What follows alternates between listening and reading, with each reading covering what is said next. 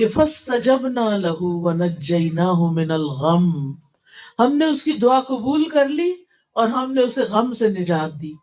تو اس سے یہ پتہ چلتا ہے کہ جب ہم آیت کریمہ پڑھتے ہیں لا الہ الا انت سبحانک انی کنت من الظالمین، اللہ کے سوا کوئی عبادت کے لائق نہیں، اے اللہ تو پاک ہے، میں یقیناً ظالموں میں سے، قصور میرا اپنا ہے، گناہ میرے اپنے ہیں، غلطیاں میری ہیں۔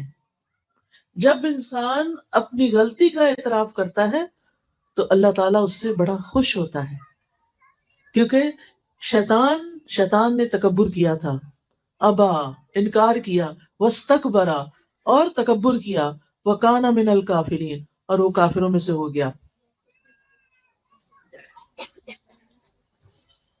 تو جب انسان اللہ کے حکم سے انکار کرتا ہے اور تکبر کرتا ہے کہ میں بڑی چیز ہوں اور اللہ کا حکم نہیں مانتا، تو پھر اللہ تعالیٰ کی ناراضگی آتی ہے۔ شیطان انسان کا دشمن ہے، شیطان انسان کے پیچھے لگا رہتا ہے اور وہ اس کے دل میں طرح طرح کے خیالات ڈالتا ہے، وسوسے ڈالتا ہے، اور کبھی کبھی اس کو ایسی باتیں سجاتا ہے، اللہ نے تمہارے لیے کیا کیا، تمہاری تو کوئی دعا ہی قبول نہیں ہوتی، کوئی فائدہ نہیں اللہ تعالیٰ کو پکارنے کا، جاؤ کسی اور کے پاس۔ لیکن ہم دیکھتے ہیں کہ کس طرح اللہ سبحانہ وتعالیٰ نے اس دعا کی بدولت یونس علیہ السلام کو معاف فرما دیا، اور یونس علیہ السلام کو غم سے نجات دی، اور ساتھ ہی خوشخبری دی کہ اور سارے مومنوں کو بھی ہم ایسے ہی نجات دیتے ہیں۔ یعنی مطلب کیا تھا کہ اگر کوئی شخص کسی تکلیف اور غم اور مصیبت کے وقت یہ دعا پڑھتا ہے تو اللہ تعالیٰ اس کی تکلیف کو دور کر دیتے ہیں۔ سب کو آتا ہے یہ آیت کریمہ؟ سنائے مجھے۔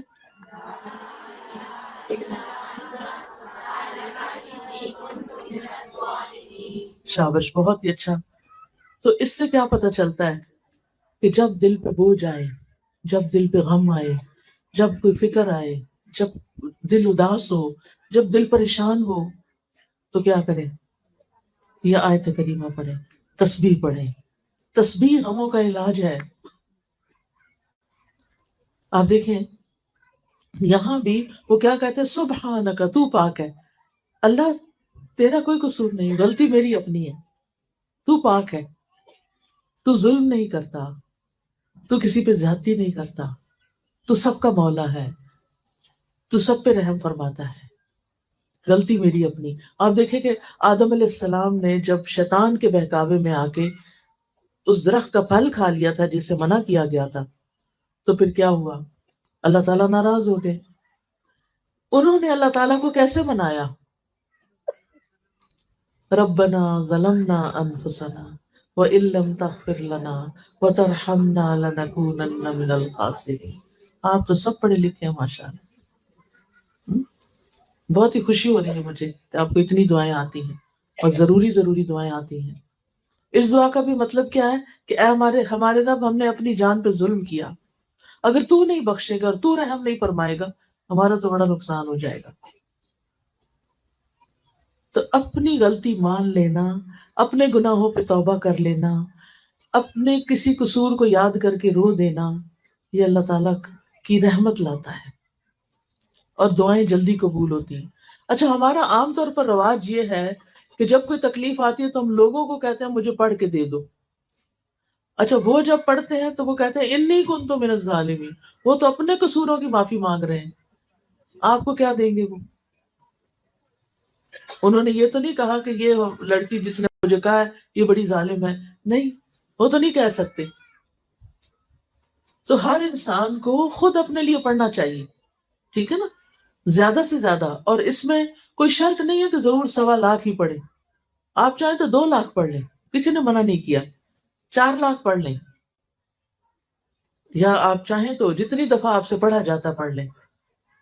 لیکن اصل چیز کیا ہے کہ آپ کے اندر ایک تاثیر ہونی چاہیے، پڑھتے وقت آپ کا دل رونا چاہیے، اللہ میری سے غلطی ہو گئی ہے، اس وجہ سے میری شامت آئی ہے، آپ مجھے معاف کر دیں۔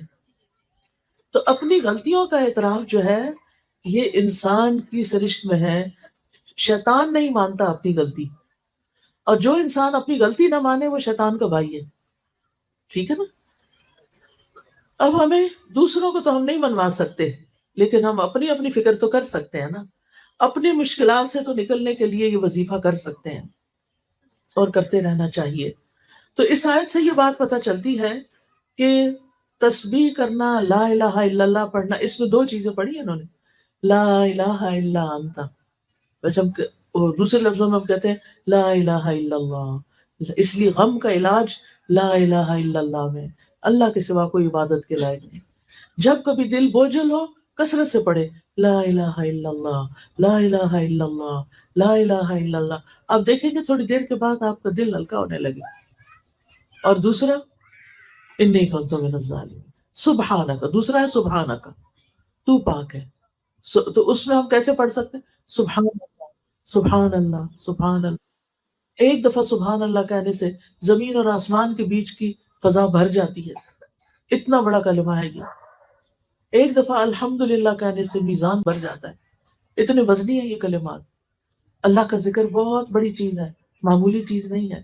وَلَذِكْرُ اللَّهِ اکبر، اس لیے ہمیں کثرت سے اللہ کو پکارنا چاہیے، اور جو اللہ کو پکارتا رہتا ہے، الا بذکر اللہ تطمئن القلوب، خبردار، اللہ کے ذکر سے دلوں کو اطمینان آ جاتا ہے۔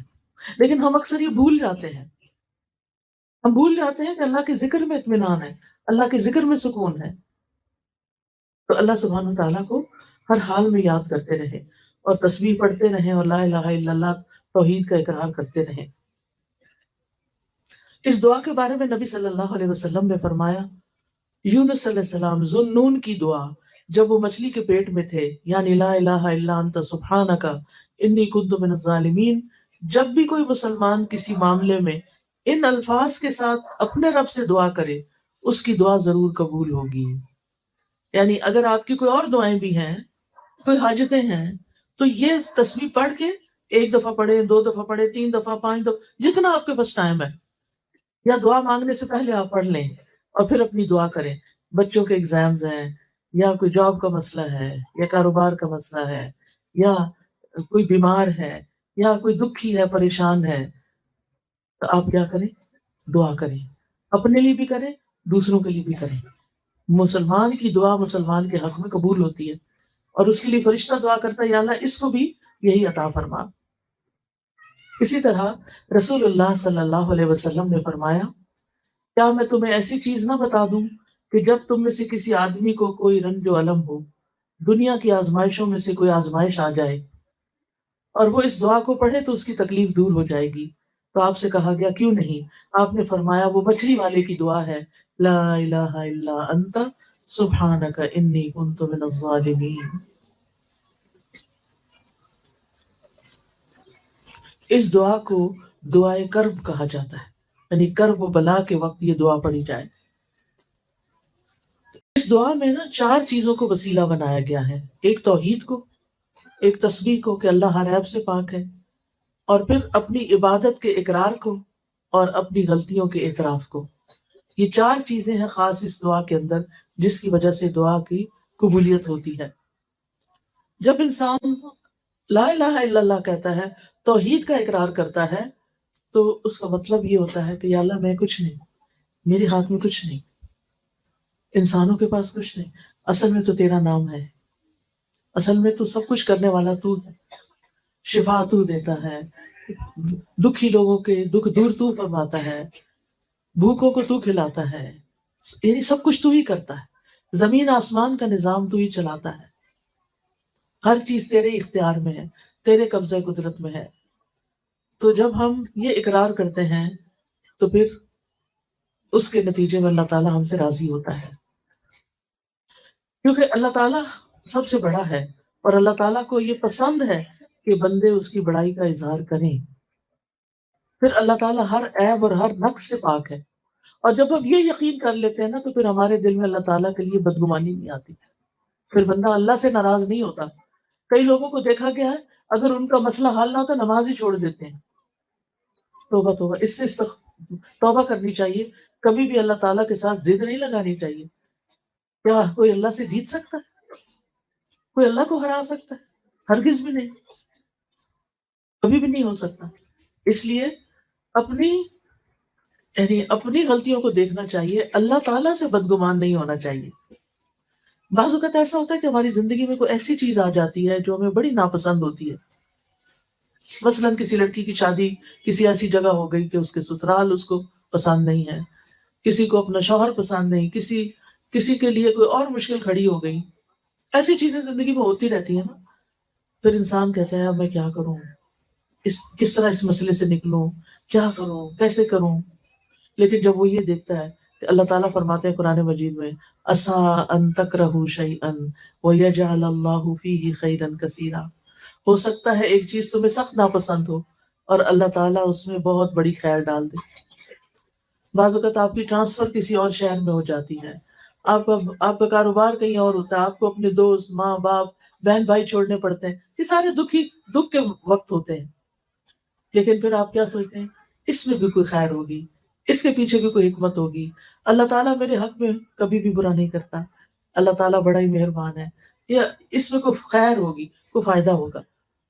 اور بعض سلف صالحین کہتے ہیں کہ ایک میرا فیصلہ ہوتا ہے اور ایک اللہ کا فیصلہ ہوتا ہے، نافذ تو اللہ کا فیصلہ ہوتا ہے، جب وہ اللہ کا فیصلہ نافذ ہو جاتا ہے اور وہ میری مرضی کے خلاف بھی ہوتا ہے تو تب بھی میں خوش ہوتا ہوں، میں کہتا ہوں میرا رب مجھ سے زیادہ جانتا ہے، میرے حق میں کیا بہتر تھا اس کو زیادہ پتا ہے۔ مثلا آپ کو بیٹے کی بڑی خواہش ہے اور بیٹی پیدا ہو جاتی، کتنا دکھ لگ جاتا ہے لوگوں کو، بعض لوگ تو بیٹی دیکھتے بھی نہیں ہیں، عید ہی کو جا کے دے دیتے ہیں یا مار ڈالتے ہیں یا پھینک دیتے ہیں، ایسے بھی واقعات ملتے ہیں، یا بیوی کو گھر سے نکال دیتے ہیں حالانکہ اس میں بیوی کا کوئی قصور نہیں، وہ تو اللہ کا فیصلہ ہے نا، جس کو چاہے بیٹے دے، جس کو چاہے بیٹیاں دے، جس کو چاہے دونوں دے، جس کو چاہے کچھ بھی نہ دے، یہ تو اللہ کا فیصلہ ہے، یہ تو اس کو پتا ہے کہ کس کے ساتھ کیسا معاملہ کرنا ہے، بندے کا کام کیا ہے کہ اللہ کے فیصلوں پہ راضی ہو جائے، یہ سوچ